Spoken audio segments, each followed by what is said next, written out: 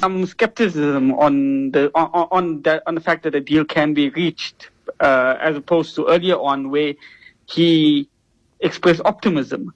Now, there is the geopolitical considerations, but the bigger picture here is why suddenly is Trump expressing, skepticism? Is it because of the influence and the pressure from the pro-Zionist lobby? And I think that's the bigger picture here. We've seen the IEA, the International Atomic Energy Agency, today come out to report to say that Iran is not keeping to its side of the nuclear agreement for the first time in 20 years. So I think this is meant to now put a lot of pressure on negotiations, especially on Iran, on which the sixth round begin on Sunday, and Iran has tried to counter that by saying that it would, release nuclear secrets. So there's a lot of geopolitical considerations. Besides, Iran, Oman being the venue for these negotiations, and as you rightly pointed out, their position, in this. So there's a lot of geopolitical consideration and a lot of propaganda and counter-propaganda, a lot of that we're going to see in the next few days. And no doubt Israel is behind this, putting pressure on the Americans to scupper any deal, because it wants. There's even talk at the moment of Israel attacking Iran. Yes. Which would be a bit suicidal, but they're hoping that will draw the Americans into the fray. So there's a lot of considerations here and a lot on the table, and we'll find out in the next day or two that there'll be more, issues that come around. The P5 want to impose more sanctions based on this Atomic Energy Agency report. So there's a lot of issues outstanding at play at the moment, and a lot of play. Unfortunately, this detracts attention to some extent from the genocide in Gaza, and I think that's also.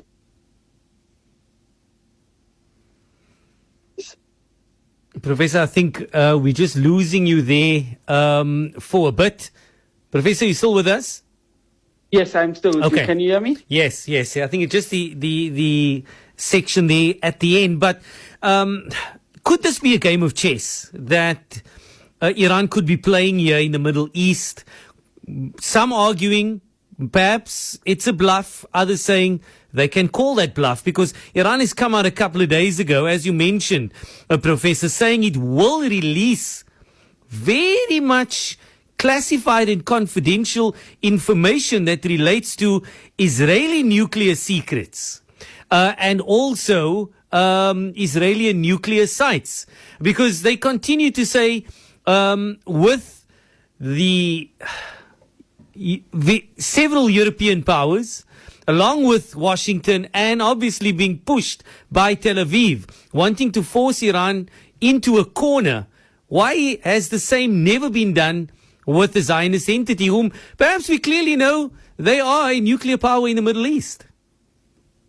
Yes, I listened to a podcast this morning which spoke about that Israel is an exception to international law, and Palestine is an exception to, human rights. And this is Israeli exceptionalism at play here, detracting attention from its own nuclear program. It has not a signatory to the Nuclear Non-Proliferation Treaty and the like. And you mentioned earlier about Israel and the U.S. Israel won't attack Iran unless it has the explicit backing of the United States. And I think here, again, which is why Iran is trying to call the bluff of Israel and the United States. The United States is very apprehensive about joining any attack on Iran, because it's already quite occupied in the region, and to take away resources from more pressing issues, more pressing sites are now is something that they don't want to do. But as we've seen a few weeks ago when I last spoke to you about the ceasefire in Gaza, I did say that this will show which, whether it's the tail that wags the dog or the dog that wags the tail. And we've seen that it's the tail that wags the dog. Yes. It's the Israeli lobby that is more influential than actually the Trump administration. Whichever administration is in charge of the United States, it is the Israeli lobby that, wags that tail, wags that dog. So it is, Israelis kind of put pressure. Everything that is happening is meant on Israel to scupper the negotiations come Sunday, and to ultimately, and this is their ultimate goal, is for the United States to join any attack on Iran. Israel won't attack Iran, and reiterate this, unless it has the backing of the United States, because Iran has the capabilities to retaliate, and this is catastrophic for the world, and Americans understand this. But again, we know who runs the United States, and this is ultimately the biggest issue at play here: is the Israelis trying to get the Americans to join any attack on Iran. Now, Professor, Iran's Supreme Leader Ayatollah Ali Khamenei, he dismissed a very recent U.S. nuclear proposal, and he was quoted as saying, "We are 100% against this because it's not in our country's national interests." It does even appear the way so-called negotiations have been going in, with the 6th round coming up in a couple of days, it does appear as if that they would even want to refuse nuclear energy to Iran for civilian purposes and consumption. Even that too is off the table. I think that's what Trump at first expressed the likelihood of allowing Iran to do that. But it's the push from the Israeli lobby that's ultimately the determining factor in anything that Trump does in terms of foreign policy in the Middle East. It is them that is directing these negotiations, because he expressed optimism, to allow nuclear enrichment, uranium enrichment up to a certain level. But now suddenly he says no enrichment. And again, it is the Israeli lobby that is pushing for no enrichment. And this is, of course, they know that this is not going to fly with the Iranians, because they've said it quite explicitly that they will enrich uranium with or without a deal from the United States, and it's the best interest of the United States to have a deal. And the Trump administration was going to allow this, however, suddenly changed tune, which shows who's really in charge in Washington when it comes to foreign policy. Because every time Trump says something, he backs down and changes tune after, of course, days and weeks pass, because it is, the Israeli lobby through AIPAC tells him, if you want our continued support, you got to pull back. You got to put more pressure.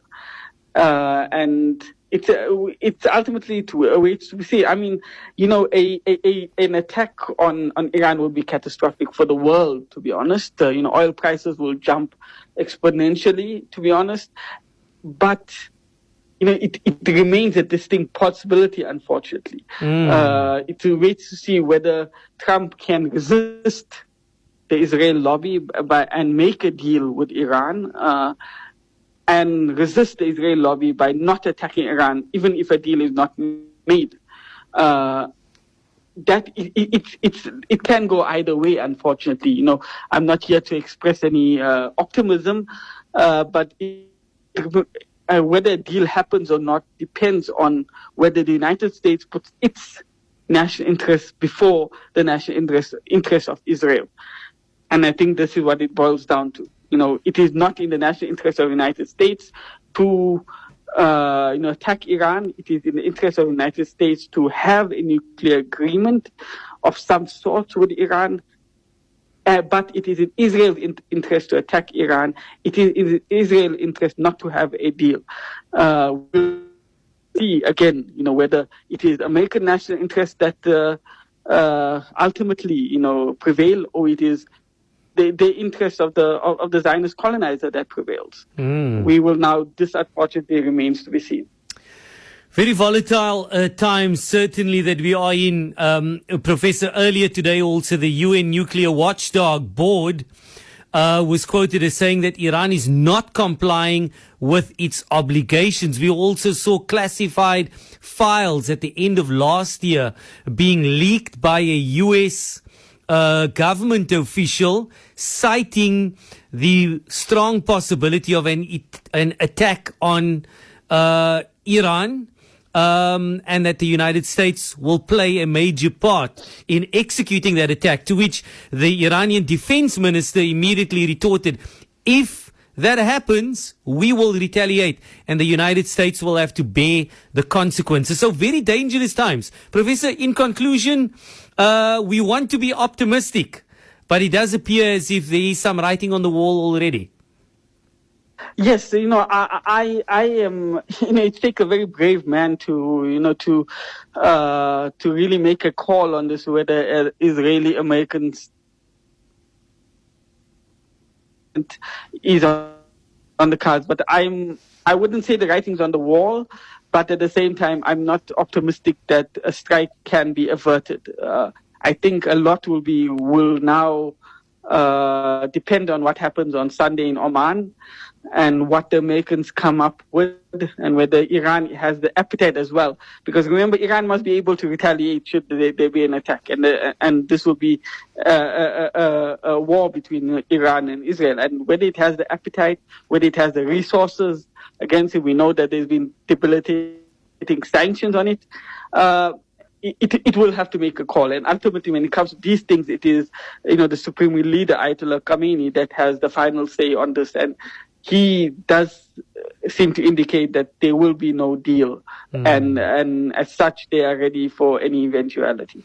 Professor Ahmed Jazbhay, executive member of the Media Review Network, as always. Professor, Jazakallah, thanks for joining us on PM Drive on Voice of the Cape.